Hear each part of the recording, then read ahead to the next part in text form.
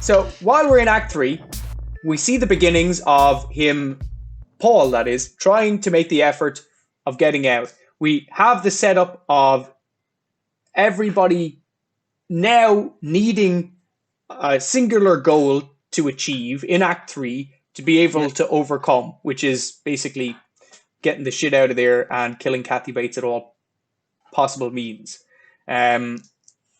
He starts making a little envelope with one of the pages and starts filling up the envelope with all the contents of the random red pills that he's been given. He spends quite a fair amount of time doing that. She's been upstairs watching her love connection. And he's typing fuck. So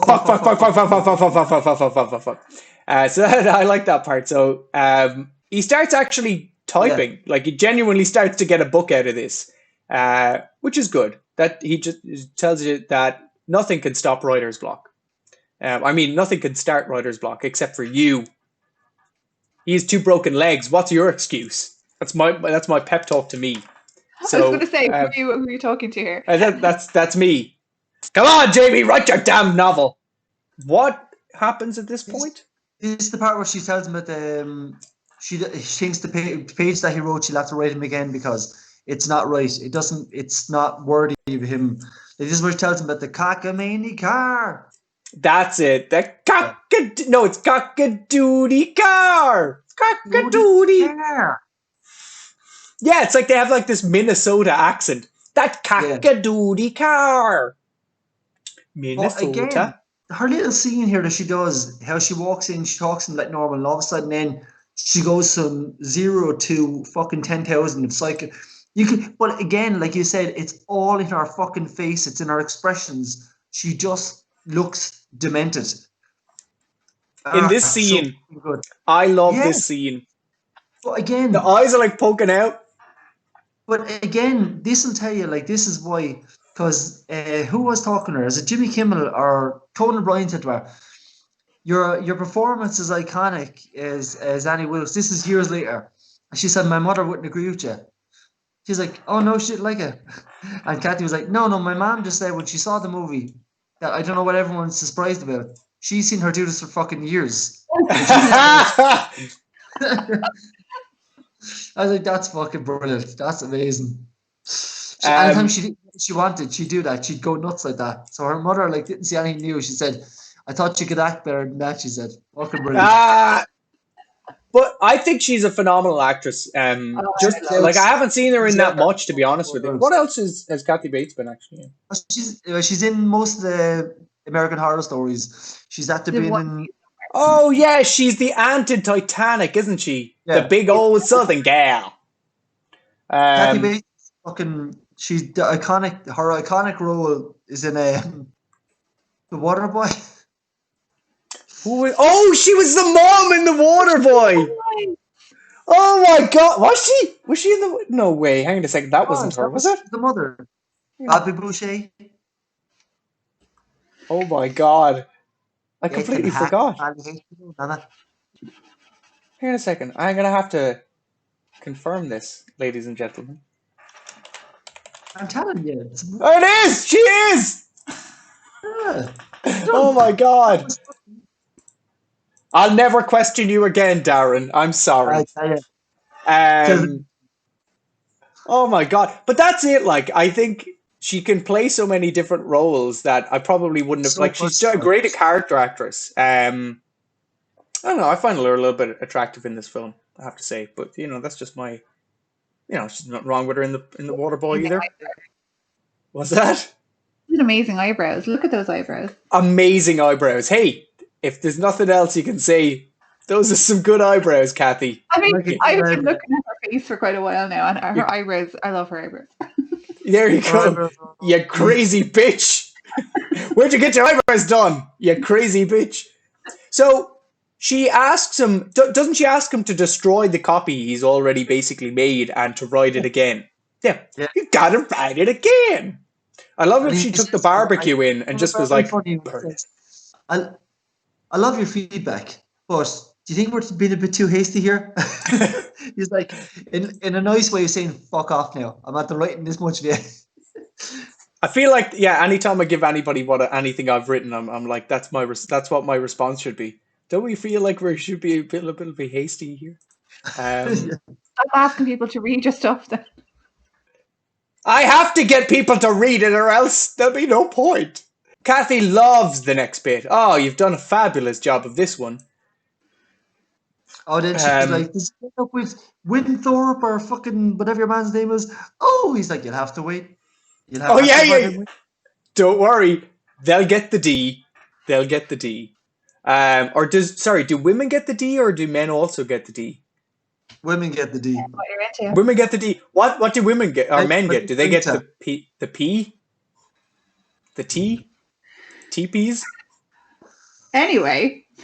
Men get T. Okay, so she loves the next bit. It's fabulous. And then we get a little bit of a writing montage, I believe. Sorry. The husband comes back and he's like, I know what I'll do. This'll be productive as the sheriff of the town. I'll read all of his books. Now this is where it kind of lost me a little bit.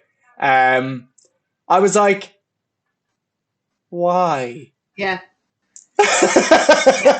Like, well, I get it because there's no other reason there's no other links for him to go under. There's nobody that he's seen, like Paul has seen.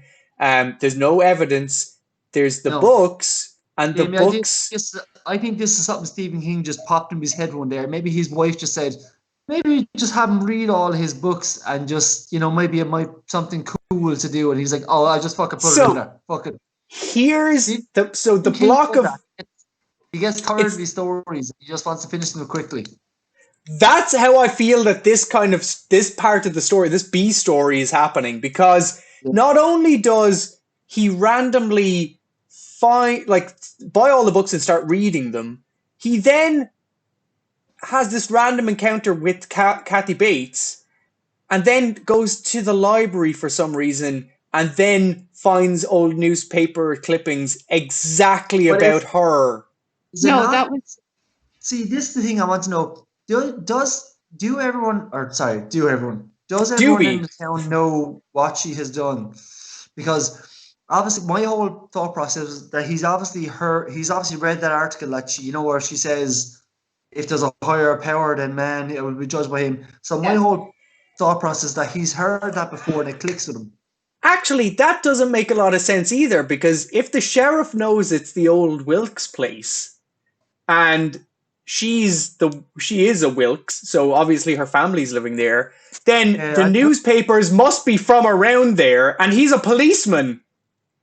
Yeah, but I think what happened is he was probably reminded of her by that incident where she's shouting at the guy. Yeah. And that's why he goes into the shop and asks, hey, you got any of those Paul Sheldon books? And is she buying anything strange? So he's like, oh, that crazy bitch up there, what's she been buying? He says she's been buying the books, and the sheriff goes, oh, okay, I'm going to check. But then it's like, what? Like in a town that has no crime, you can't remember 10 years ago that this woman actually fucking went around murdering children in a local hospital. I mean, that's not really her MO, grown ass man. Now, there's a certain, I won't say any names because I don't know any names. There's a certain murder in Waterford that happened some time ago. And then some gentleman got off completely scot-free and then started working on a certain transport service. And everybody knows that. And that happened so long ago. That happened years ago. But we're living through a pandemic, and that's way bigger, and we'll still remember that scandal. But there was a guard who actually... Let's not get into the details, because I don't know. But that's what I'm saying. It's like this little town doesn't remember. So it starts to break... Let's be real about it now. Let's be real. It starts to break down just a little bit, but because it's like the B story, and because I can... keep talking. I can feign... let's say maybe the sheriff did something when we weren't there watching him, kind of a thing, that kind of a way. There's like time passes and something else happens in the background, but I felt like he had gone from one thing to another real quick to just cut down all the evidence effectively in the middle of him having any reason to go and check her. I would have liked a little bit more there. But other than that, pretty good. He invites her to dinner because so this is after the kind of book montage. So there's kind of like a little montage that goes along of him writing the book and she's visiting him and he's really getting into the book and it's all joyous and everything. And to celebrate the book, they have dinner together.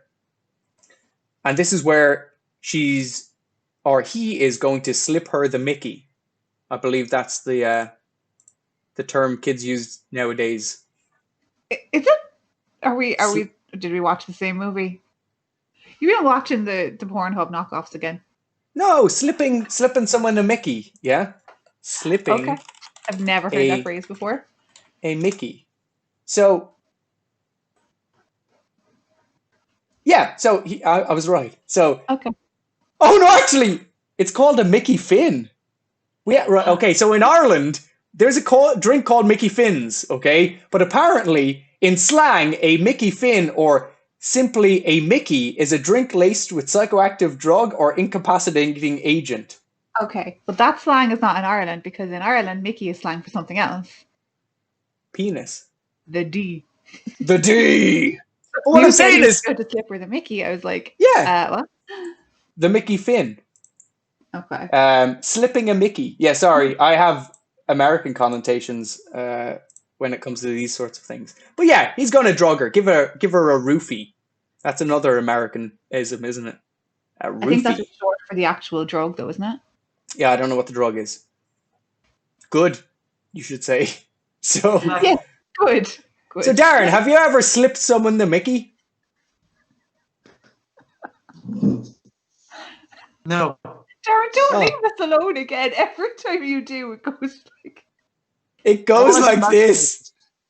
Did you ever slip someone the Mickey? Well, yeah. Is this a dirty conversation or...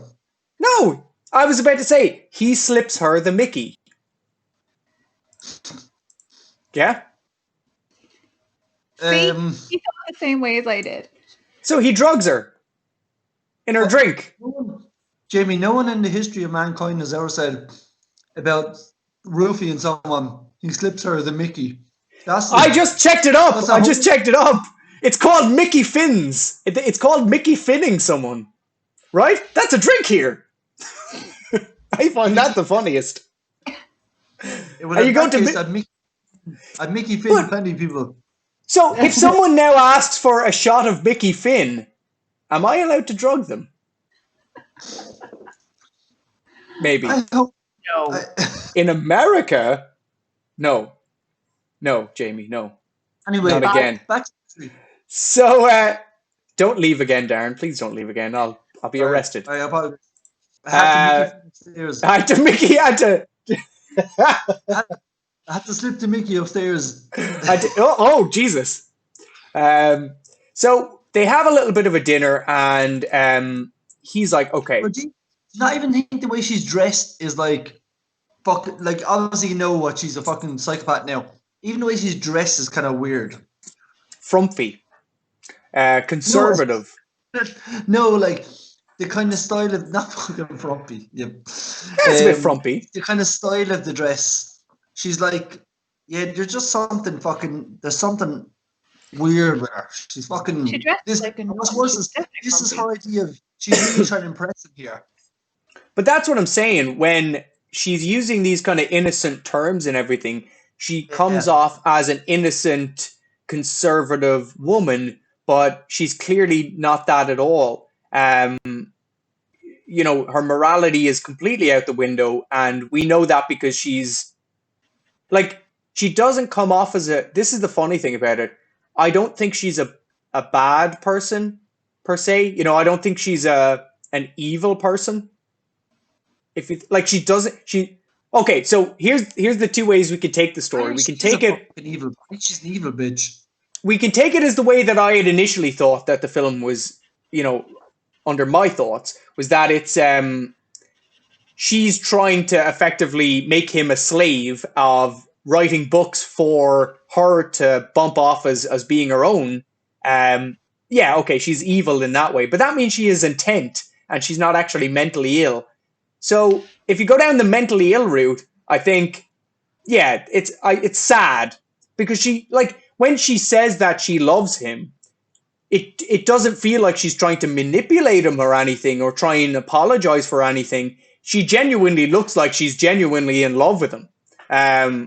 So it's those parts where I think, I feel a little bit empathy for her, but I don't genuinely think she's bad. Like, she wants to have a lovely dinner with him. But I think there's something very broken about her. But she's also... I think you need a massive back... Like, see, I can only take her, the character, for what's written. Like, it never really goes in, bar the whole Castle Rock thing, which I didn't really watch. I only saw a few clips in there. But I think I need more of a backstory to feel what you're feeling, Jamie. Because if I'm only watching this movie, I feel that obviously she has bipolar. But well, here's an example of the scene that we're in now at the moment where he goes, we'll need candles. And she goes out to run and gets candles and he poisons her drink. Yeah? And then she tips the drink over. Do you think that she meant to do that? No, but I think if anyone... I think she did. No. I don't think... But look at it this way. You say she's not evil, and she knew your mom was going to be taken away by the sheriff, and she had no problem blowing a hole in the back of that fucking guy. Now, see, that's the thing, because when she was like that, she was like... Her eyes were like dead on. She was like psychopathic. Like, that's where the mental illness comes into it. Like, that's what I'm saying. Like, I don't feel that she's an evil person unless she goes down the route that I was thinking that the character would go down in terms of like, haha, you're going to write books for me, Paul Sheldon, now. And I'm mentally fucked up, but I also have intent. I intend to pretend that I'm, an amazing writer when I'm actually not. Like with this scene when he poisons the drink and she tips over the drink, I think she was well aware that he was trying to do something like that. Like, that's what I'm getting from it. I think she's like one step ahead of him. At the end, because you do... But I think this movie is so good, it's making you do that. It's making you and making me and Derry think things are not happening. Or maybe they are happening, but it's just leaving... I think a movie does that. A movie like this will have you asking questions, No, but the reason that I ask it isn't so I can go, wasn't that a fun thought experiment? It's because it actually genuinely changes what the film is about or the reason for the motivations for characters. So if you're going to watch a film and then not ask, did they actually know about this, whether it was written or not, is really what the film is about. Because if a film can just serve you up all the things in its cool hour and 45 minutes...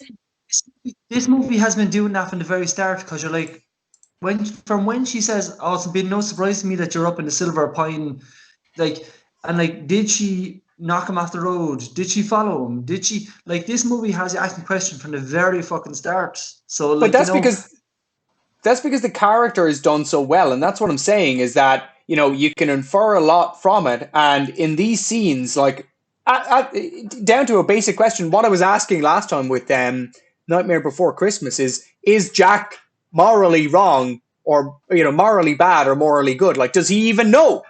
Should I feel anything for his moral acts? Like, that's what I feel about this character. Should I feel bad that they don't probably know what they're doing? Or should I feel, nasty about it? Am I like, haha, I'm glad she got her comeuppance? Which I kind of do at the end of it anyway. I think that because I think the whole... See, if you didn't look at the whole her killing kids, then I'd be like, maybe she just means to, But then when they show you blatantly that every time she went to a fucking hospital, that she's killed a child. And so I'm in the opinion of she's just an evil fucking person. Okay. Well, let's go with that premise, and then we'll come to the end, and then we'll have a nice discussion about who's right and who's Jamie. Oh, no, wait. That means I'm wrong. Damn it! I'll take that. So they have a lovely dinner, and he doesn't get to poison her. So he's basically worked up all that time trying to build up all that random drug, whatever the hell it was. Can I say something? Mm. I would have loved. See, it's a rock and a hard place. I would have loved to have not seen this movie before, and to really not know what's going on, because obviously I was waiting for certain scenes to happen, and like, you know, when he does near drop the penguin, all that suspense. But then again, when I watched now, even after I watched it twice this week, and I still was like, oh my god, like, it still gave me that same feeling. That's how good of a fucking movie this is. But I would have loved, because obviously I don't remember when I saw it first, and you know, to get that certain feeling, you like when she shows up, you're like, oh my fucking god. Because you said this movie is like, it's kind of a horror. Like, I would have never thought this movie was a horror. And then when I watched it again this time, I was like, this movie is a total fucking horror movie. But it's just you have a boss battle at the end. You have a boss battle at the end. You know, you have your kind of. No, but I mean, it's a psychological fucking horror. This would be more of a kind of real. It's a very blurred line between horror and psychological thriller, anyway. And this is where the actual montage comes up. Actually, just after the dinner, I'll play a little bit of it because I do like the way it's shot. But it does a good way of explaining for a movie that ultimately is over the course of, is it like a year maybe? Is it like 9 months? Something like that? It's like, I think it's just about, it's a little less than a year. Yeah. Give her 8 or 9 months, let's say. And ultimately he's working his way through the chapters. The chapters effectively being your kind of guiding points that it's, you know, chapter 5, chapter 12, whatever. So there's time progressing, going along. I like that bit. The snow in the background. The rain. Then it starts to rain one day. And she comes in looking a little bit down. Not looking great. Looking like she needs a hug, in my opinion. Bit of a hug, bit of chocolate. What am I talking about? Oh, really? This is what you think? That it almost feels like a very outdated sexist point of view. Like, oh yeah, she's a hormonal crazy bitch because she's on her period. This was made 30 years ago, okay? So I'm only giving context where there is none. For just our audience. Some of these people may not have been born that long ago. So, ladies and gentlemen, that could have been an aspect maybe. Or maybe she's just a mental bitch. So she goes in, she goes, I don't like the rain. I've never liked the rain. It makes me feel sad. And this is probably my favorite scene in the film, where she takes out the gun. And what are you going to say, Terry? It can't rain all the time. Can't rain all the time. Oh! What's his name? Eric Draven. Eric? Can't rain all the time.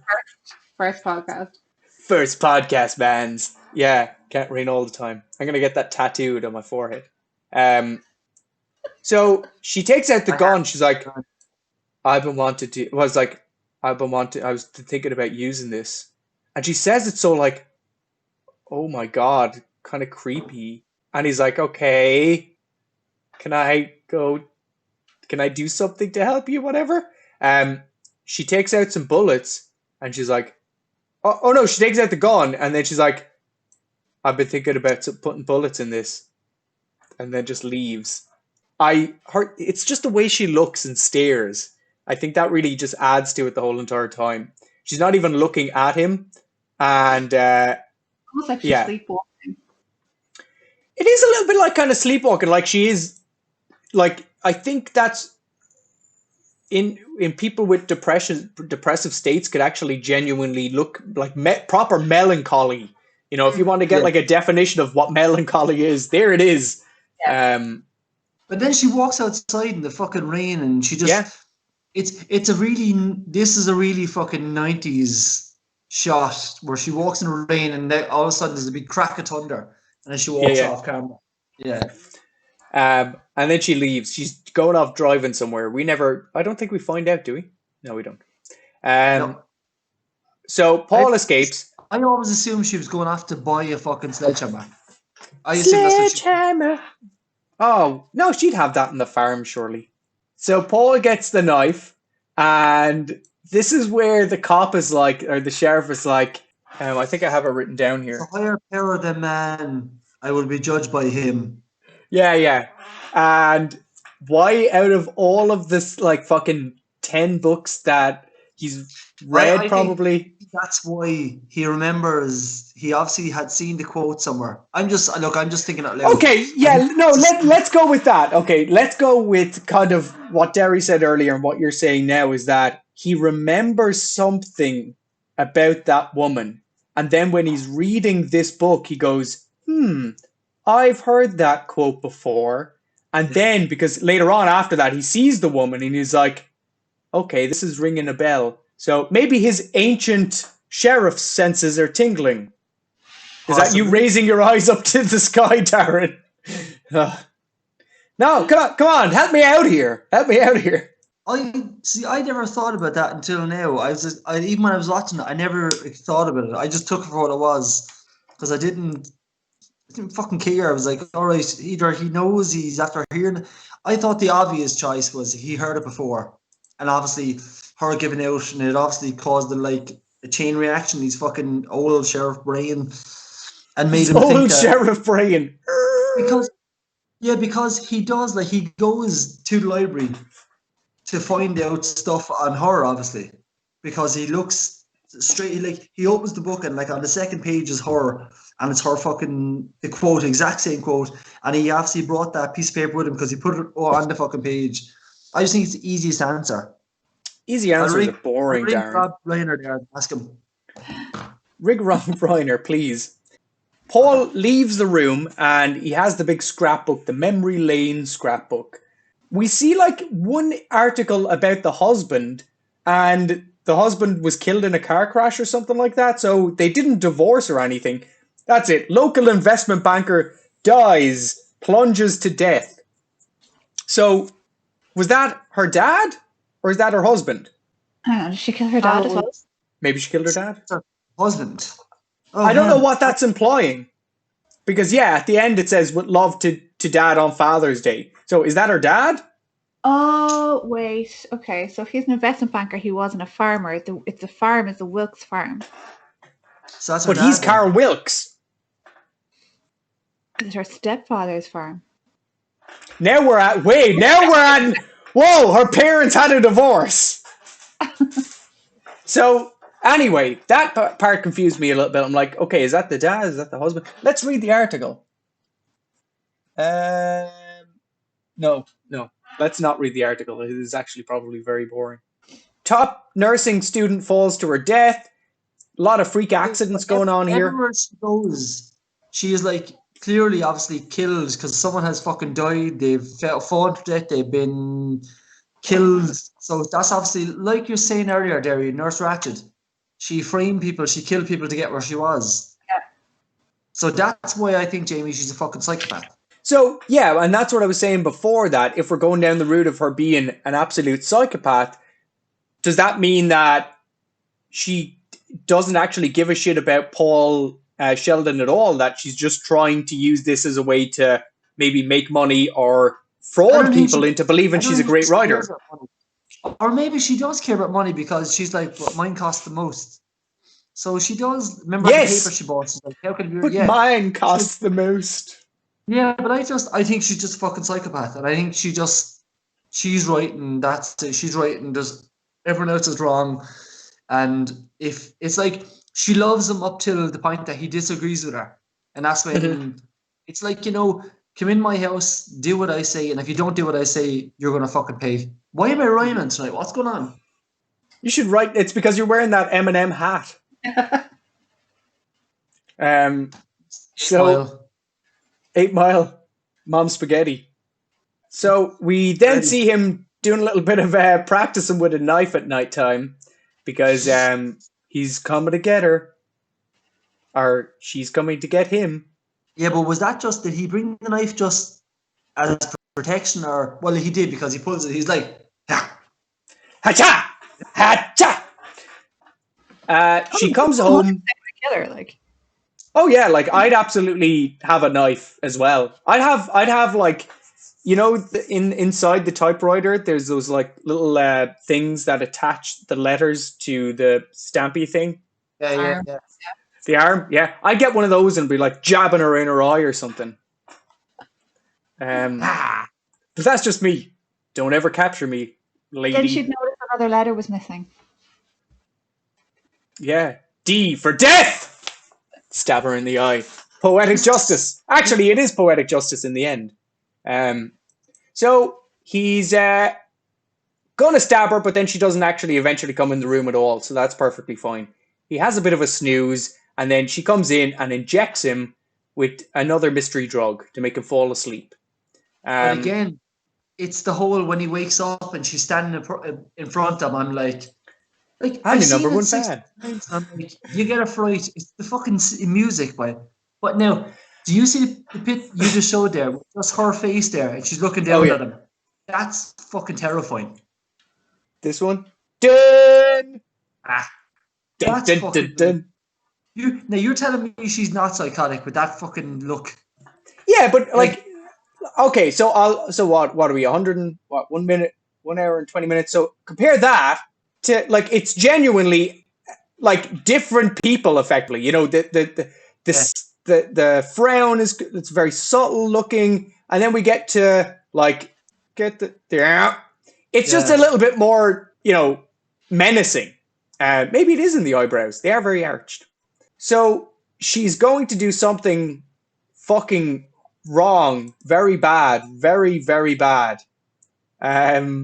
She basically explains to him, yeah, I know you've been able to leave the room, and it's how she says it to him.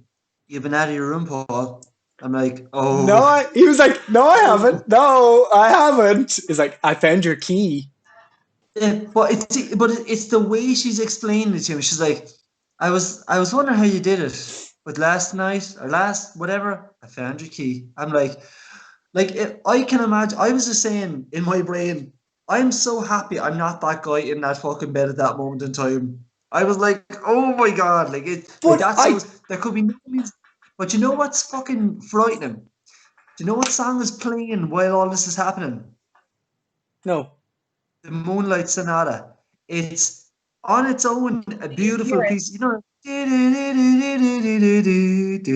yeah, they do play a little bit of classical in this. But that song is also playing the very start of It, the miniseries. Oh really? Yeah. But that's accompanied with the whole, just before she breaks his leg, saying, I love you.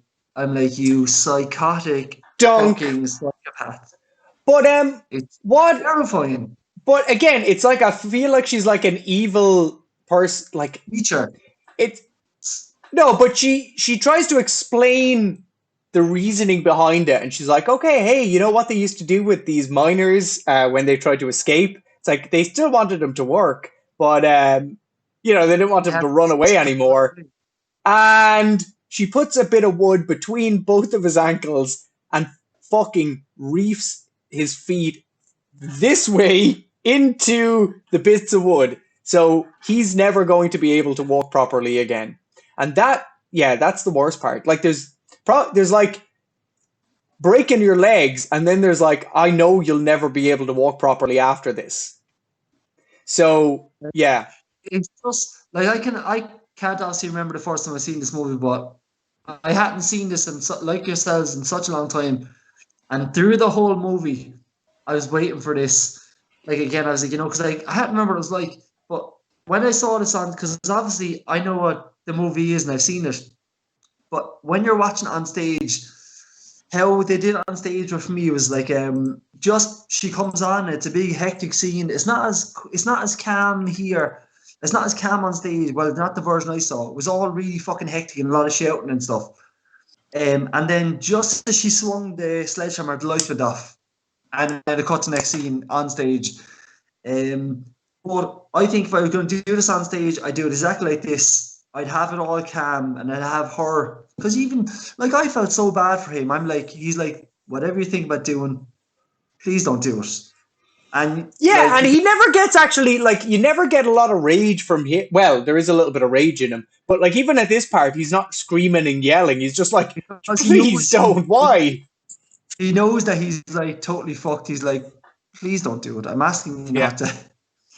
It's it's a hard, like I got a horrible, I don't know why. I got a horrible fucking pit in my stomach when I saw, you know what's going to happen. I'm like, oh my God. And I can't not. I kind of had to look away a little bit, even though it's fake. It's actually really well done and practical effects in it, isn't it? I think it's really, when you see the foot, just go, nope. Well, there's two versions of this. You see her do it to both legs, and then obviously the version that I watched the other night, you only see her do it to one leg, and then I only seen the one leg one. I saw one, yeah. Yeah, I didn't need to see two of them, to be honest with you. I knew what was happening for the second one. Imagine she went, you know what, I'll just leave it like that. That's grand. So he blacks out, and now we're effectively into Act 4. Dun dun! The final act of the movie, where all of the characters come to the conclusion. It's a little bit lazy, a little bit of a lazy ending, but it's nice. My complaint is it's a little bit, like you said, Darren, it feels like they've gone, oh shit, I've written all this fucking book now, and I just really need it to end. Okay, she nearly gets in a car crash, and then he goes to her house, and he gets shot, and there's a fight, and then he escapes. The end. But this is Stephen King's MO forever. Even in the new It movie, they made like a whole joke about it. Your man says like Bill Denbrough is a writer, and through the whole movie they keep saying his book gets made into a film, and your man's like, you got to change the ending. I hate the ending. And through the whole thing. But when he meets Stephen King in the movie, Stephen King said, I loved your last book. And your man says, I know what you're going to say. The ending was terrible. That's forever. That's his MO. And he's made a fucking but this is the thing, like, I think that's where I can suspend disbelief, when the characters are actually so good that I'm questioning their motives, or like seeing how much power they actually have. And when things like this happen, I don't necessarily want to nitpick necessarily. I can say, okay, that character probably was smart enough to realize that, or maybe it was something from the past that they remember. So she nearly gets in a crash, and the sheriff is delighted. He's like, ah ha ha, that's so funny. He goes around looking for some of his paper, and then finds the bit of paper that he wrote in bed the few months ago, that he left on his desk for some reason. He then goes straight to the library, and again, okay, fair enough. When I was watching the film, I was a bit confused, but okay, let's say that he remembers her saying something like that many years ago. Something, yeah. She says basically the same thing on the steps of the courthouse. If there's any, what was the quote again? Oh, there it is. There. If there's any power higher than man, let him be judged, or let me be judged by him. Yeah. So there is a justice higher than man. I will be judged by him. And then he's like, aha. I never understood why it was like, if there's a justice higher than man, I will be judged by him. Would it not be judged by it? No, because him is capitalized H, capital H. Existence, capital X, capital Z. Also, previous podcast, check it out. So Paul is sitting there feeling pretty sad for himself at this point. Not feeling the best, I would say. She felt a little bit depressed earlier on. I bet he feels a little bit more depressed than she did. Just a tad. So, I love this part where she's walking through the snow, and oh no, let's just go to it for a second. Hey, Paul! And then she basically gets flipped off. There was just something nicely cynical about it. and He's looking sad. for fucking. Hey, Paul. She's like, What what? can I Like, say? or are you kidding her or something? You're a sick kidder. We get the sheriff then go to the bookstore of the very manly looking book owner. I thought that was David Kushner. You know, Champ Kind from Anchorman. I was like, oh no, obviously he's not in movies back then. Yeah, he would have probably been way too young for that role. We find out that Kathy Bates has bought up all the books for some reason, like every copy of the same book, so she can have lots of all the copies. That's not. Yeah, that's what I thought. He basically is like, she buys like every single copy that comes in here. She only buys the first copy. Yeah, the first copy. Yeah, but he's like, hey, do you have any of those Sheldon books in here? He's like, no, she bought them all. No, he said they also. He said that Annie Wilkes buy it, and he said, yeah, she always puts the first copy away. So she only bought one copy, but they all sold out. Oh, okay. So I thought she was like buying up all the copies of the books. I was like, what are you trying to do, Annie? Trying to build a fort. Trying to build a fort of books. Look what I did, Paul. She then sees the sheriff coming along, and she's straight in there with the drugs. He tries to strangle her unsuccessfully, and she goes, fuck you, and basically just puts him at the end of the basement. Does she like carry him down there? She's some fucking woman. Yeah, see, she pulls him down, right? And then all of a sudden, the next thing comes and she has him on her shoulder. So, I don't know. She like brags him, "Whoa!" Fireman carry. So, the sheriff is like, howdy, ma'am. And she's like, oh, God. First mistake she makes is opening the door before he knocks. Yeah. It's like, whoa, God, I don't get many people around here. And he's like, yeah, okay, whatever. Let me in the house, please. And graciously, she allows him. They have a walk around the house. They have a bit of a chat. Nothing really going on. She's like, this is where she's talking about, I've always wanted to write. So, yeah, she could be covering up for the fact that she was buying all the paper and everything, but that's what I think. If you want to, I think you'd be reaching. Look, what you said was a good idea, but I think it's reaching a bit. I think it is reaching a bit. Okay, fair enough. Especially at the fact at the end, she was like, "Hey, let's murder suicide." Yeah. But there was nothing to say that she wouldn't have just killed him and then sold the book and then been really rich on the one book. Yeah. So, but either way, like just shot him and then just went, ha. I think the bit where this bit where they're on the side, the door, they're like, hey. Peekaboo. Yeah, it comes around the side and she's standing there. Hey, I'm making some coffee. Do you want some hot chocolate? It's like, no, man, I'm fine. I don't want no hot chocolate. It reminds me of the Marx Brothers when they do that bit on the side. Hey-oh.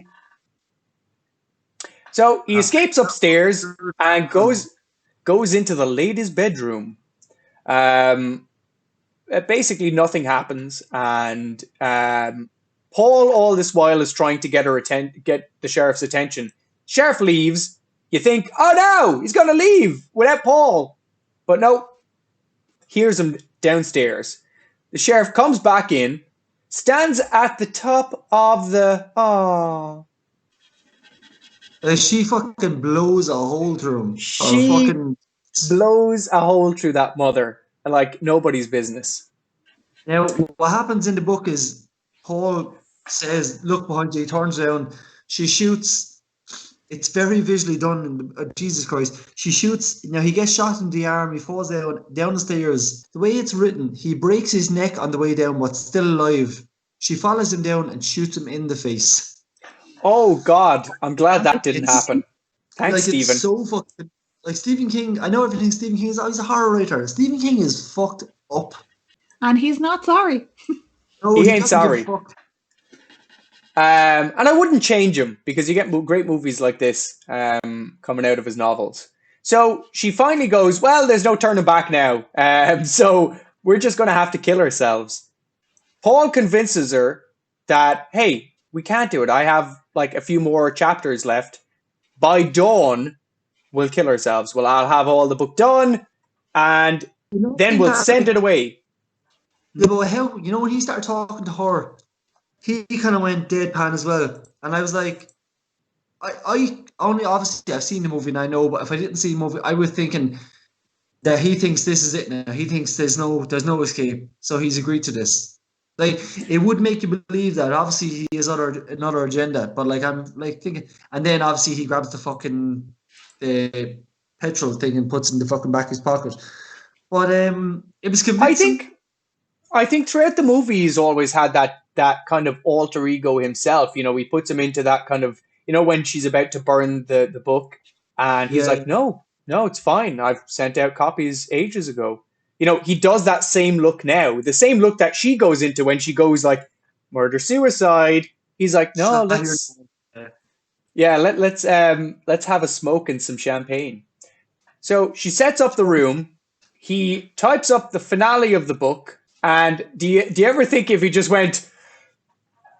typed up whatever he wanted, goes, oh fuck, I just have to do come up with a really good plan by dawn, basically. So maybe he didn't write the book at all. Kind of sets a trap for her by saying, there's 3 things I need. The champagne glass, the cigarette. Well, he doesn't tell her, she tells him, I don't know, I'm your biggest fan. And so it's a champagne glass. What was the name of the champagne? And she clearly pronounces it wrong. The name of the champagne is Dom Perignon, but she said Dom Perignon. Yeah. And it's like, and he even goes, that's right, Dom Perignon. So they get ready, and she grabs the gun as well, just in case. Or just for the the whole murder suicide. Fuck you, bitch. I'll need 2 glasses. So he gets a few things ready, goes to light the book on fire. What does he basically say? Like, I've already pretty much done it to another book, so why wouldn't I do it to this one? I learned from you, he says. He goes, yeah. You'll never know if she ends, or who's Misery's real father. That's all here, he says. And you'll never fucking know. So she goes to dive for the book, and it's on fire. So he fucking, right, how this doesn't just knock her the fuck out to begin with. This is why I'm saying it feels like a little bit of a horror movie, like she raises from the dead like 3 times. Now, that looks like a wrought iron, like a heavy motherfucker of a typewriter, and just brings it down on her head. This was set up from the second that she brought that typewriter, because when she brings the typewriter, she says how heavy it is. And later on, you see him like lifting the typewriter, and you're thinking, he's just like exercising because he's been so stationary or whatever. So it's been set up a couple of times that the typewriter is important. But they do that. They do that for all of the hooks for the film. Like the pills. Like he's hiding the pills before he even says anything about doing anything with them. And it's a solitary movie. There's not a lot of exposition going on. You're like following the character, not knowing what he's going to do next. But it's done so quickly that you kind of get an idea of it. So the fight scene is great.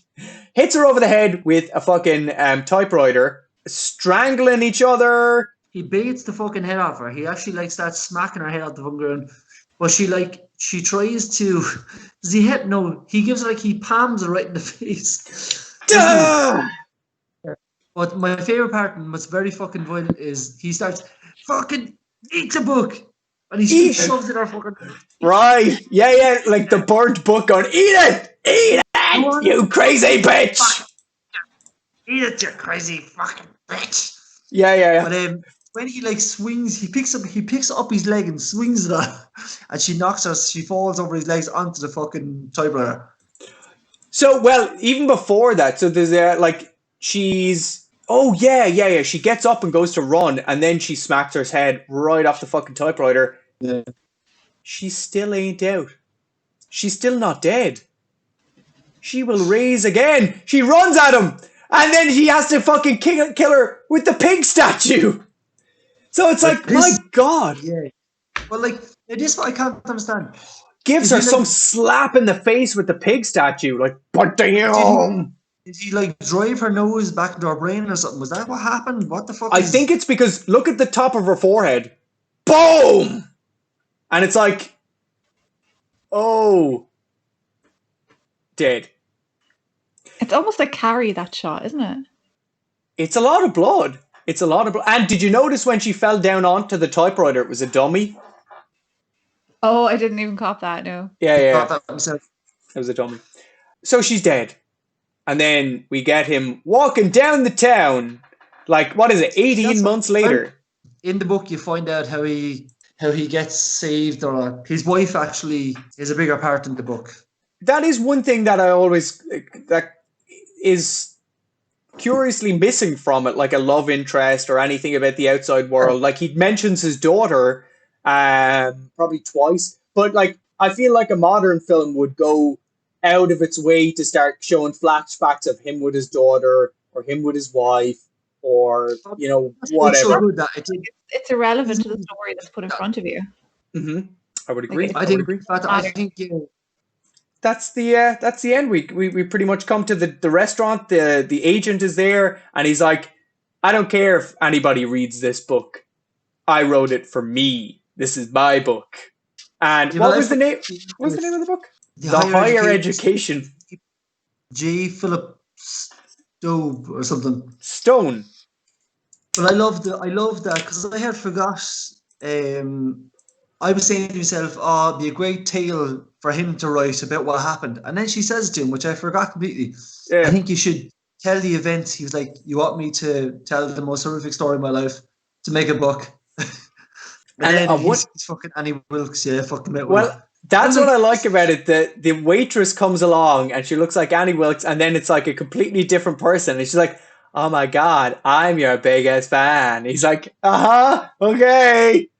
I was like thinking, is this the secret ending that I didn't never see? I was like, shit, she's gonna attack him? God, she comes back, yeah. Annie from the dead. And then we get the credits. Woo! So that was Misery. What a fantastic film. So, after all of that loveliness, I think this is probably, other than It's a Wonderful Life, but you can't really compare this movie to It's a Wonderful Life. I think this is probably the best film that we've seen yet of the 90s films, I think. Yeah. Simple story, simple premise, not complicated at all. Some fantastic actors, and I kind of want to read the book now. Even you talking about it there, Darren. It definitely is one that I'd have to get a read on. So it's rating time. We're going to rate. Well, actually, let's show Derry's picture first off, and then we'll do the rating. So yeah, wow, it's looking fabulous there, Derry. Let's get a bit of a close up. Bring it up. Oh, it's so good. Thank you. So I think, hang on, I'm gonna switch it up here. It goes up further and the sheets start burning.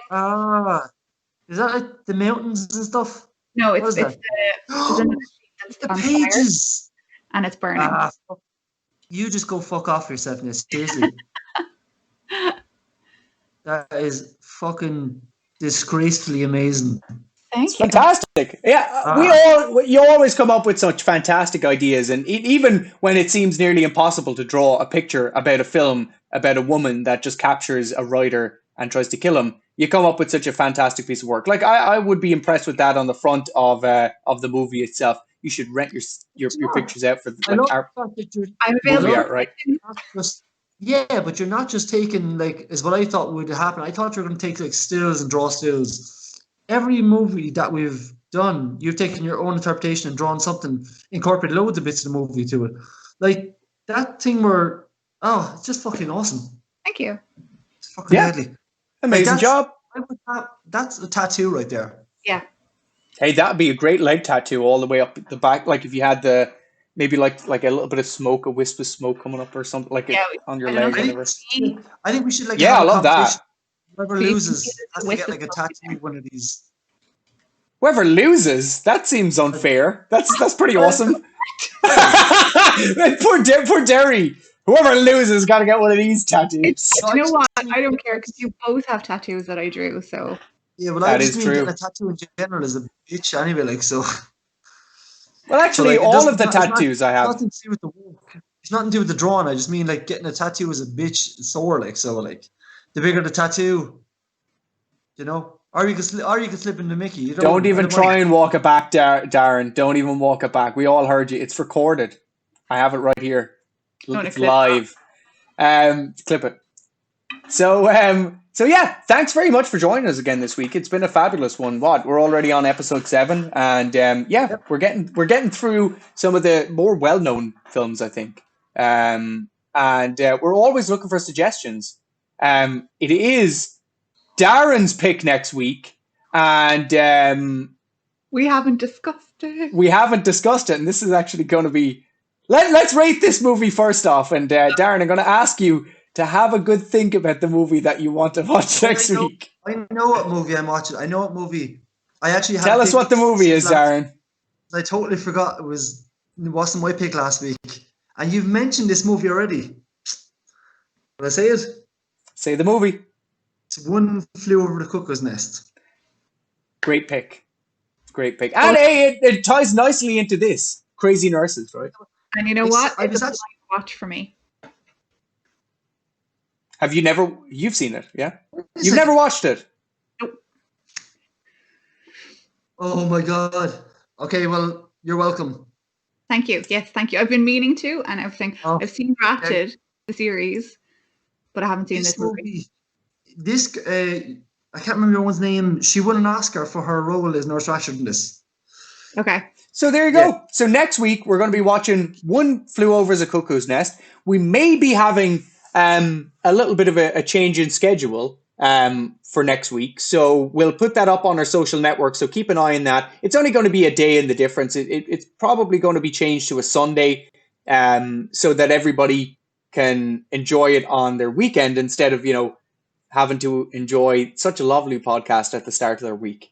You can at least chill out and relax with us at the end of the week. So keep on top of YouTube, keep on Twitch, on our Facebook, on our Twitter accounts, and we're generally always updating schedules and advising on what's going to be up next. But next week then it's going to be One Flew Over the Cuckoo's Nest. So for this week's rating, I'm going to give Misery 8 red pills out of 10 8 pills, and then one of the capsules he's opened and some of the white powder is kind of falling out of it. I'm going to give one of those. Complicate. 10 out of 10. So what's Darren? I'll give it a 9 out of 10, man. A 9 sledgehammers out of 10. 9 sledgehammers out of 10. Hey, I like that. Sledgehammer. Darren's. Yeah, I'm gonna go at 8.5. 8.5. Yeah. Just, you know what? I gave It's a Wonderful Life 10, but this didn't have the same emotional punch, but I think it was really, really well put together. It was a roller coaster. Absolutely. And again, I didn't expect it to have, like, in a movie where it's about someone kidnapping another person and they're mental, you never think of having like an emotional connection as you would with the sheriff, for example, like those kind of things. I like those moments in it. So yeah, overall, fantastic film. I hope you enjoyed it as well. Get ready for next week's film, One Flew Over the Cuckoo's Nest. I like Jack Nicholson. He's a really good actor. And then it'll be my pick. So dun dun. So join us again Monday or Sunday of this week at 8 o'clock on Twitch. Keep up to date. We'll have the schedule down below on Twitch anyway. So if we are going to update anything, keep an eye down there. And thanks very much for joining us. So we'll see you again soon, everybody. Thanks very much for joining us at Real Shade. Bye. Have a lovely week. Bye.